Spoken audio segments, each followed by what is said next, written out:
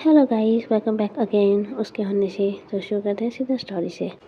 किस के दौरान जैसे ही अनन्या और मीरा दोनों को डोरबेल की आवाज़ आती है, अनन्या तुरंत मीरा से पीछे हट जाती है और फिर कुछ सेकंड के लिए उसकी आंखों में देखने लगती है।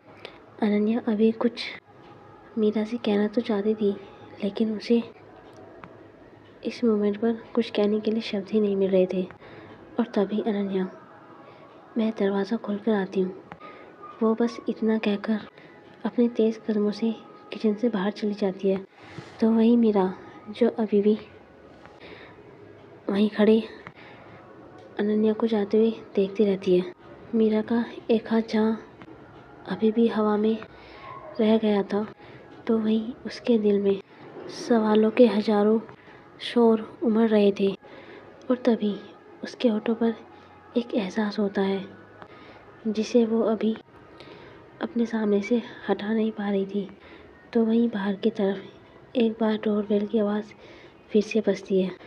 अनन्या जैसे ही वहाँ पहुँचकर डोर ओपन करती है और सामने की तरफ देखती है, सामने खड़ा हुआ एक सिंपल बट कॉम सा लड़का, वाइट शर्ट, फेस पर हल्की सी स्माइल लेकर, लेकिन आंखों में वही कॉन्फिडेंस जो बहुत ज़्यादा नहीं होता, बस उतना ही जितना फ्यूचर प्लान्स वाले लोग रखते हैं।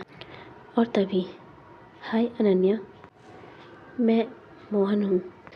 अनन्या जैसे ही उसकी आवाज़ सुनती है, वो एक पल के लिए वहीं रुक सी जाती है।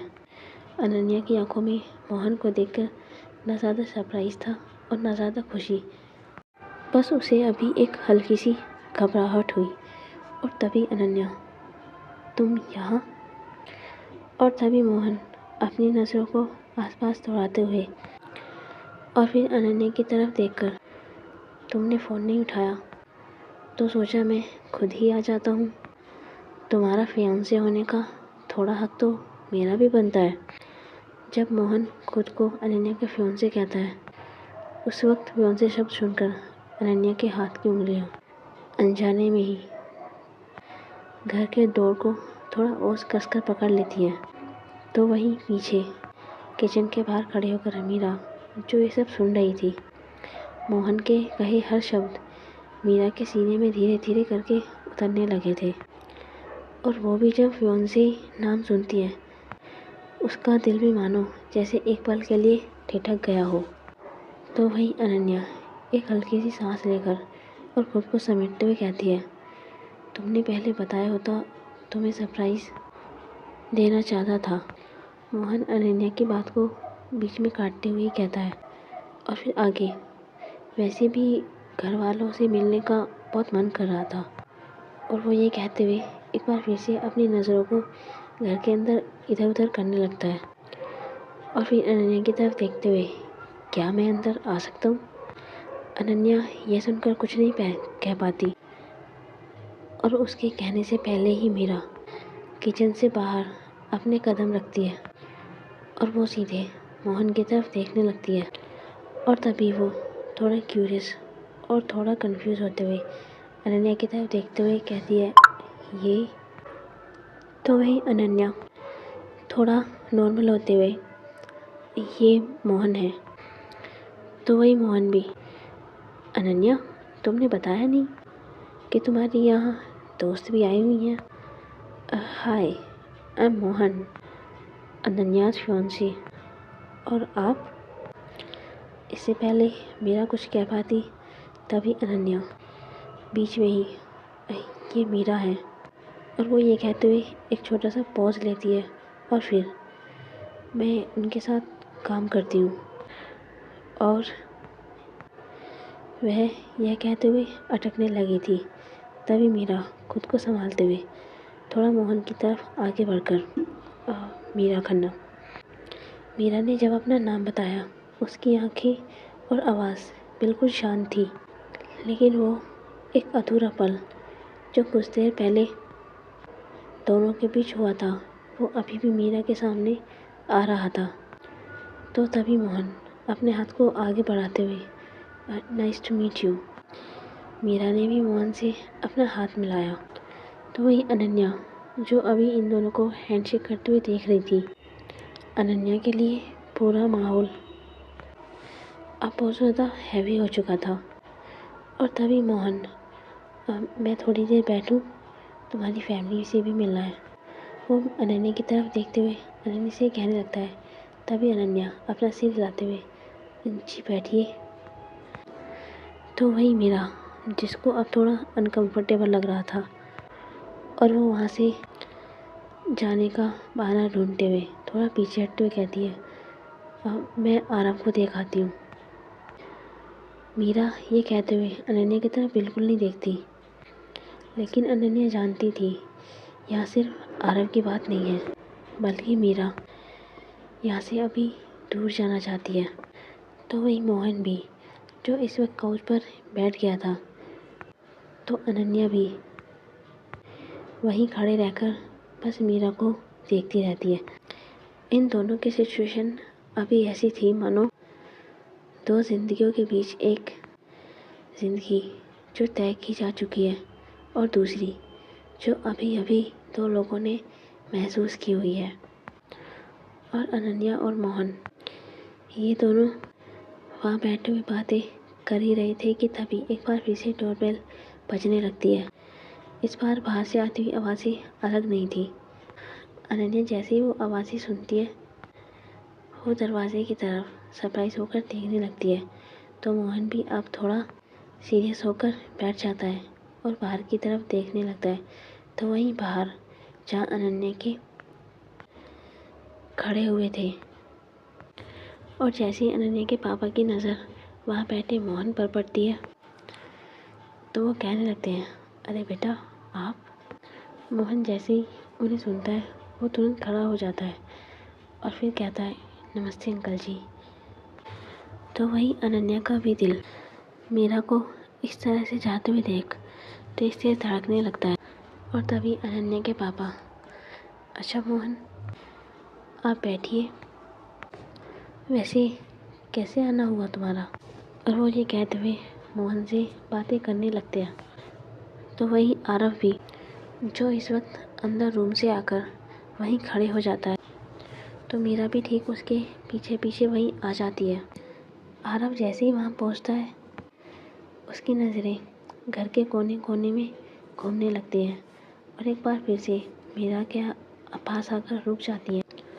वो पहले तो मोहन और अनन्या को देखता रहता है और फिर मीरा को, और फिर बिना कुछ बोले, बिना किसी और को दोबारा देखे सीधा मीरा के पास आकर खड़ा हो जाता है और अपने छोटे छोटे हाथों से मीरा की उंगलियों को बहुत मजबूती से पकड़ लेता है, जैसे वो मीरा से कह रहा हो कि अभी तुम यहीं रहना, मुझे डर लग रहा है। मीरा भी आरव की इस हरकत से वहीं जम सी जाती है और फिर वो नीचे झुककर आरव की तरफ देखने लगती है। आरव की आंखों में मोहन को देखकर वही पुरानी घबराहट सी लौट आई थी, जो शायद अब अनन्या की वजह से कम हो चुकी थी, लेकिन पूरी तरह से खत्म नहीं हुई थी। और जैसे ही मीरा आरव को देखती है, वो बिना कुछ कहे आरव के सर पर हाथ फेरने लगती है। तो वही अनन्या, जो ये सब देख रही थी, और उसके पापा ने भी यह नोटिस किया, और तभी वो, अरे आरव बेटा इधर आओ मेरे पास। आरव जैसे ही अनन्या के पापा की ये बात सुनता है, वो वहाँ जाने के बजाय मीरा के पास खड़ा हुआ उसमें और सिमट सा जाता है। और आरव को देखकर तभी मीरा की आवाज़ थोड़े कांपते हुए, रहने दीजिए अंकल, थोड़ा नया फेस है ना इसलिए शायद। और तभी अनन्या के पापा बीच में ही थोड़ा मुस्कुराते हुए, समझ सकता हूँ बच्चों को समय लगता है। और वो ये कहते हुए बस आरव की तरफ देखने लगते हैं और फिर मीरा की तरफ। अनन्या के पापा दोनों को देख तो रहे थे, लेकिन कोई सवाल नहीं था, बस एक छोटी सी ऑब्जर्वेशन थी। और तभी अनन्या को ऐसा लगता है जैसे उसके पापा बहुत कुछ समझ चुके हों। तो वही मोहन, जो ये सब चुपचाप देख रहा था, आरव का इस तरह से मीरा से चिपकना उसके लिए नया था। और तभी वो बहुत हल्की वॉइस में, ये काफ़ी अटैच लगता है। मीरा यह सुन तो लेती है, लेकिन मोहन से आई कांटेक्ट नहीं करती, बस नीचे फेस कर कर ही कहने लगती है, वो थोड़ा सेंसिटिव है। और तभी अनन्या के पापा बात को वहीं रोकते हुए कहने लगते हैं, चलिए बैठकर बात करते हैं। और तुम बहुत थक गए होगे बेटा, थोड़ा रेस्ट कर लो। और वहीं कुछ देर बाद घर के अंदर सब बैठे हुए थे, लेकिन हवा में एक अजीब सी खामोशी तैर रही थी। आरव जो अभी भी मीरा के ही पास था, तो वहीं अनन्या जो यह समझ गई थी कि आज इस घर में सिर्फ लोग नहीं आए, बल्कि सवाल भी आए हैं और जवाब किसी के पास नहीं। घर में बैठे हुए सब बातें कर रहे थे, वेदर की, मंदिर की और मोहन के करियर की। लेकिन मोहन से बातें करते हुए अनन्या के पापा की बार बार नज़रें एक ही जगह जाकर टिक रही थी, और वो कोई और नहीं, मीरा पर। वह साफ देख रहे थे कि कैसे आरव अब मीरा से एक पल के लिए भी अलग नहीं हो रहा, और कैसे मीरा अब आरव से ज़्यादा सवाल नहीं कर रही, बल्कि उसे ज़्यादा समझने की कोशिश कर रही है। और तभी अनन्या के पापा धीरे से अपनी चेयर को मीरा की तरफ करते हुए बिल्कुल उसके सामने आ जाते हैं। उन्होंने नोटिस किया कि मीरा की आंखों में कोई बनावटी मुस्कान नहीं, और न ही ज़रूरत से ज़्यादा कोई अपनापन। और तभी वो अपने मन में सोचते हुए, ये लड़की बच्चे के साथ रहना कितना अच्छे से जानती है। और यह सोचते हुए उनकी नज़र आरव के हाथ पर चली गई, जिसने मीरा की उंगलियों को अभी भी कसकर पकड़े हुआ था। और फिर मीरा के चेहरे पर, जहाँ कोई घबराहट नहीं थी, बस एक हल्की सी थकान थी, और शायद एक डर भी जो साफ नज़र आ रहा था, जो शायद किसी को खोने के लिए था। तो वही अनन्या जो ये सब देख रही थी, वह स्माइल तो कर रही थी और सबकी बातों का हिस्सा भी बन रही थी, लेकिन उसके अंदर उसका दिल धीरे धीरे भारी होता जा रहा था। तो वहीं अनन्या के पापा जो ये सब महसूस कर पा रहे थे, तो वही मोहन की मौजूदगी अब अनन्या को भारी लगने लगी थी। एक तरफ जहाँ घर का अपनापन, पापा की वार्मनेस, आरव की हंसी, तो वहीं दूसरी तरफ मीरा और वो रिश्ता जो उसके लिए अब सवाल बन चुका था। और इसकी नज़र यह सोचते हुए अनजाने पर ही मीरा पर चली जाती है। मीरा जो इस वक्त धीरे धीरे आरव से शायद कुछ कह रही थी, शायद कोई स्टोरी या बस एक बात। तो वहीं आरव भी मीरा की बात सुनकर हल्की सी स्माइल कर रहा था। अनन्या जैसे ही उन दोनों को एक फ्रेम में देखती है, उसका दिल वहीं डूब सा जाता है। और फिर एक बार वो फिर से सोचने लगती है, अगर ये सब सिर्फ एक दोस्ती होती तो मुझे आज इतना बुरा नहीं लग रहा होता। लेकिन दोस्ती कैसे हो सकती है हम दोनों के बीच? जो अभी यह उस रात हुआ, ये सिर्फ दोस्ती तो नहीं है। और यह सोचते हुए अनन्या की आंखों में आंसू निकल आते हैं, लेकिन वो जैसे तैसे अपने उन आंसू को छुपाने की कोशिश करने लगती है। और तभी अनन्या के पापा अचानक ही बातों के बीच में, मीरा आपको यहाँ अजीब तो नहीं लग रहा? अनन्या के पापा का ये एक सिंपल सा सवाल, लेकिन अभी मीरा के अंदर बहुत कुछ चुभने लगा। और तभी मीरा आरव की तरफ देखते हुए और एक बार फिर से अनन्या के पापा की तरफ को देखकर, जी नहीं, यहाँ बहुत सुकून है, मीरा बस इतना ही कहती है। तो वहीं अनन्या भी मीरा के इस जवाब को सुनकर अपने हाथ की हथेलियों को आपस में ही कसने लगती है। अनन्या ने समझ लिया था कि यह सिर्फ एक शाम नहीं थी, यह सिर्फ एक घर नहीं था, यह वह जगह बन रही थी जहाँ सब कुछ अनन्या के एक फैसले से बदल सकता था। और उसकी यही सोच उसके अंदर एक दबाव सा बनाकर बाहर उभरने लगी थी। और कुछ वक्त बाद डाइनिंग टेबल पर आज सब लोग एक साथ बैठे हुए थे। घर का वही खाना वही प्लेटों की खनक और बीच बीच में अनन्या की माँ की आवाज़, और लो बेटा, थोड़ा और ले लो। तो वही मोहन भी ठीक अनन्या के सामने बैठा हुआ अपनी प्लेट को उठाने लगता है, लेकिन वो अनन्या की प्लेट में एक बाउल से थोड़ी सी सब्ज़ी निकालकर उसकी तरफ बहुत प्यार से रख देता है, और फिर बहुत हल्की वॉइस में, तुमने सुबह से कुछ ज़्यादा खाया नहीं है। वो यह अनन्या पर अपना पूरा हक जमाते हुए कहने लगता है। तो वही मीरा जैसे ही वो मोहन की यह हरकत देखती है, उसके हाथ की उंगलियां स्पून पर अपने आप ही कसने लगती हैं। वो कुछ कहती तो नहीं है, बस दोनों को देखने लगती है। मोहन का झुकना, अनन्या के प्लेट में वो रखना, और मोहन का अनन्या के लिए वो अपनापन, मानो अब मीरा को चुभने लगा हो। लेकिन अनन्या, जो एक बार भी उस प्लेट की तरफ देखती नहीं है, और वो बिना कुछ कहे ही अपनी उस प्लेट को साइड में कर आरव की प्लेट से एक बाइट बनाने लगती है कि तभी अनन्या की माँ, अनन्या तुम खुद नहीं खाओगी? अनन्या जैसे ही सुनती है, वो स्माइल करते हुए कहती है, खाऊंगी ना माँ, मुझे आरव की प्लेट से खाना ज़्यादा अच्छा लगता है। और वो ये कहते हुए अपने एक हाथ को आरव के सिर पर ले जाती है। तो वही आरव भी बड़ी मासूमियत से अपनी प्लेट को अनन्या की तरफ सरका देता है, और फिर कहता है, ये लो, मेरी में से खा लो।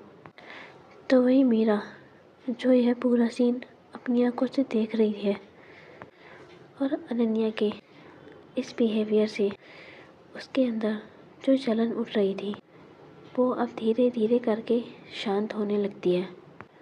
और तभी मीरा अपने मन में ही ये मोहन का रखा हुआ खाना अपनी प्लेट में छोड़ सकती है, लेकिन आरव की प्लेट नहीं। और यह सोचते मीरा के फेस पे एक अलग ही स्माइल आ जाती है, और ऐसे ही मुस्कुराते हुए मीरा भी अपना खाना खाने लगती है।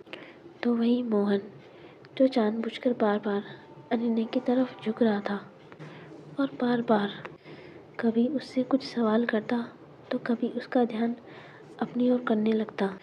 तो वही मीरा, जो मोहन का इस तरह से अनन्या के करीब जाना बर्दाश्त ही नहीं कर पा रही थी, और वो अपना पूरा खाना कंप्लीट नहीं करती, बस 2-3 बाइट लेकर, पानी पीकर, अपने हाथ में अपने फ़ोन को लेकर धीरे से फ़ोन को टेबल के नीचे कर एक मैसेज टाइप करने लगती है, नंदिनी, मुझे मोहन के बारे में सब जानना है, कौन है, क्या है, कितना क्लोज, प्लीज़। वो ये मैसेज भेज तो रही थी, लेकिन पता नहीं क्यों उसके हाथ की फिंगर्स थोड़ी कांपने लगती हैं। तो वही अनन्या, जो आरव के साथ धीरे धीरे करके खा रही थी, और साथ ही साथ आरव के हर बाइट को थोड़ा छोटा भी कर रही थी, जैसे वो इस वक्त आरव का पूरा ध्यान रख रही हो। तो वही मोहन भी, जो ये सब देख रहा था, उसकी आंखों में एक हल्का सा सवाल उठता है, लेकिन वो किसी से कुछ नहीं कहता। तो वही मीरा, जो यह समझ चुकी थी कि उसकी ये जेलसी सिर्फ मोहन की वजह से नहीं थी, बल्कि इसलिए थी क्योंकि अनन्या का किसी और के इतने पास होना अब उसे अंदर से बेचैन कर देता है। और यही एहसास शायद मीरा को अब और भी ज़्यादा डरा रहा था। और सभी का वो पूरा दिन अपने अपने सवालों में बीत जाता है, और नेक्स्ट मॉर्निंग अनन्या के घर के दिन की शुरुआत बिल्कुल सिंपल तरीके से होती है।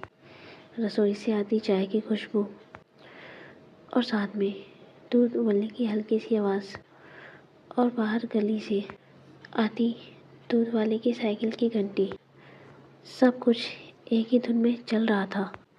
तो वहीं दूसरी तरफ अनन्या, जो अपने रूम से बाहर निकलकर सबसे पहले मीरा को देखने लगती है, और जैसे ही उसकी नज़र मीरा पर पड़ती है, मीरा, जो आज कुछ अलग अलग लग रही थी, वो आज बिल्कुल शांत थी, लेकिन यह पहले वाली शांति नहीं थी जो शायद उसके काम की वजह से होती थी।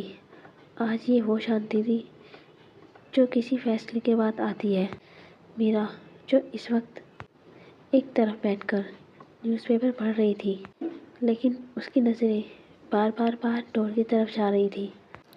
अनन्या ने जैसे ही ये नोटिस किया कि मीरा ने ना आज चाय के लिए पूछा है और ना ही कुछ एक्स्ट्रा कहा है, उसे अपने दिल में थोड़ा दर्द होने लगता है और एक सवाल जो अनन्या के जहन से उठने लगता है, कल के बाद क्या कुछ हम दोनों में बदल चुका है?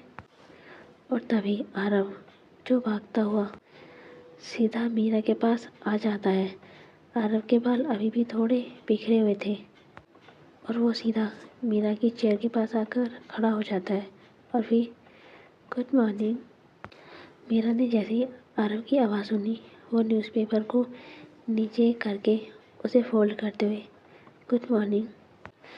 तो वही आरव, जो मीरा को मॉर्निंग विश कर कर मीरा को बहुत ध्यान से देखने लगता है, जैसे वो अभी उससे कुछ कहना चाहता हो, लेकिन उसे शब्द मिल ही नहीं रहे हो।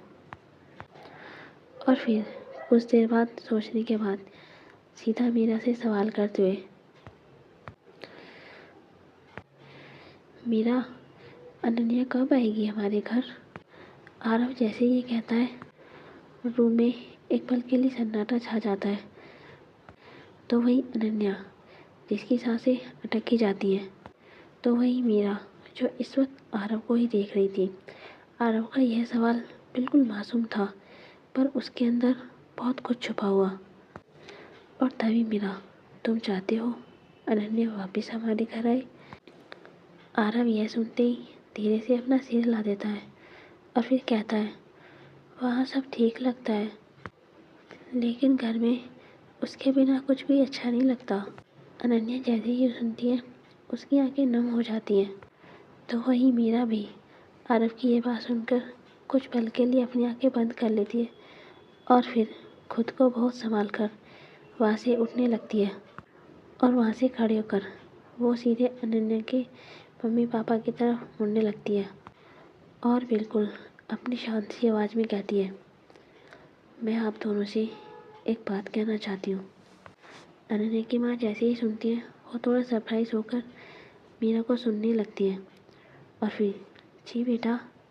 तभी मीरा आरव के सर पर अपना हल्का सा हाथ फेरते हुए, आरव 2 दिन से स्कूल नहीं गया है और मुझे भी ऑफिस जाना है।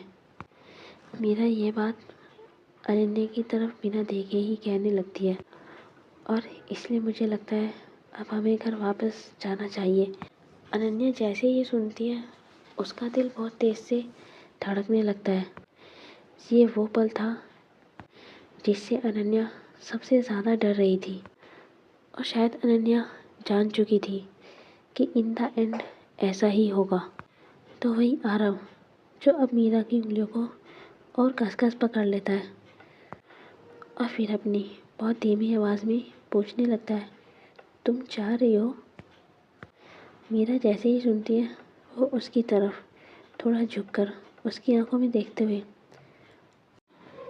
कहती है, आरव, अब हमें चलना चाहिए। देखो, आपके स्कूल की भी छुट्टी हो रही है और मेरे ऑफिस की भी, और हम हमेशा तो यहाँ नहीं रह सकते। हमारा भी घर है, अब हमें वहाँ पर जाना चाहिए। तो वही अनन्या, जो वहीं खड़े होकर सब कुछ बिल्कुल खामोशी से देख रही थी, उसे अब यह पूरी तरह से मालूम हो चुका था कि मीरा अब पीछे बिल्कुल भी नहीं हटेगी। उसने अगर यहाँ से जाने की ठान ली है तो यहाँ से जाकर ही रहेगी। अनन्या के लिए यह पल सबसे ज़्यादा भारी था। घर में फिर से वही सुबह की आवाज़ें आने लगी थी, लेकिन ये दोनों जानते थे कि यह सुबह इतनी आसान नहीं थी। यह तो एक मोड़ था। तो वही कुछ देर बाद अनन्या, जो कमरे में खड़े होकर धीरे धीरे करके आरव के कपड़ों को फोल्ड कर रही थी, वो जब जब आरव के कपड़ों को फोल्ड कर रही थी, मानो आरव का हर कपड़ा उसे कुछ कह रहा हो। अनन्या पता नहीं किन्हीं ख्यालों में खोई हुई थी। शायद उसे आरव के दूर जाने का डर या मीरा को खो देने का डर उसे अब और कमज़ोर कर रहा था। तो वही मीरा जो दरवाजे के पास खड़ी हुई, हाथ में अपना एक छोटा सा बैग लिए हुए। मीरा अनन्या से अभी कुछ कह सकती थी, बहुत कुछ, लेकिन उसने अब दोनों के बीच सिर्फ खामोशी सुनी। और वहीं आरव जो बेड के किनारे पर बैठा हुआ अनन्या को देख रहा था, तो कभी मीरा को, और वो फिर अचानक ही पूछने लगता है, मैं यहाँ रह सकता हूँ? वो जैसे ही आरव को सुनती है, अनन्या के एक हाथ वहीं रुक सा जाता है। तो वहीं मीरा जो आरव की तरफ देखते हुए कहती है, अभी नहीं, पर हम फिर आएंगे। आरव यहाँ पर कोई बहस नहीं करता, बस चुपचाप अनन्या के पास जाकर उसके हाथ की कलाई को पकड़ लेता है। अनन्या जैसे ही ये महसूस करती है, वो नीचे बैठकर आरव के लेवल पर आकर अपने दोनों हाथों से आरव के फेस को पकड़कर उसका माथा चूमने लगती है। तो वहीं अनन्या के पापा जो बाहर चौखट पर खड़े ये सब देख रहे थे, वो कुछ बोलते नहीं हैं, बस देखते रहे कि कैसे आरव और मीरा का दूर जाना अनन्या को अंदर से खाली कर रहा है, और कैसे अनन्या इस वक्त खुद को संभाल रही है। तो वहीं अनन्या की माँ जो एक नज़र पहले अनन्या पर डालती है और फिर मीरा पर, उनकी आंखों में कोई सवाल नहीं था, बस एक समझदारी थी, जैसे वो जानती हो कि यहाँ से जाना भागना नहीं, बल्कि रुककर लौट के आने का एक तरीका है। और तभी वो आरव के हाथ में एक छोटा सा डब्बा थमाते हुए, अगर रास्ते में भूख लगे तो खा लेना। आरव जैसे ही अपने हाथ में वो बॉक्स लेता है, वो उनकी तरफ को स्माइल करने लगता है। तो वहीं मीरा भी जो अपना सर नीचे किए हुए वहाँ खड़ी थी, वो किसी से अपनी नज़रें नहीं मिलाती, और वो बस वहाँ से इसी तरह से निकल जाती है। तो गाइस, आज के लिए इतना ही। मिलते हैं नेक्स्ट पार्ट में। तब तक आप अपने और अपने जाने वालों का ध्यान रखें। बाय।